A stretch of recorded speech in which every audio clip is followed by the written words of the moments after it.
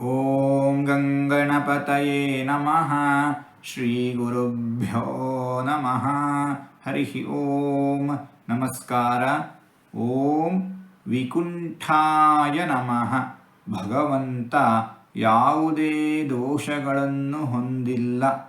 ಅನಂತ ಕಲ್ಯಾಣ ಗುಣ ಪರಿಪೂರ್ಣನು, ದೋಷರಹಿತನು ಭಗವಂತ. ವೈಕುಂಠ ಲೋಕ ನಿವಾಸನು ಭಗವಂತ. ಇಂತಹ ಭಗವಂತನನ್ನು ವಿಕುಂಠಾಯ ನಮಃ ಎಂಬುದಾಗಿ ವಿದ್ವಾಂಸರು ವರ್ಣಿಸುತ್ತಾ ಇದ್ದಾರೆ.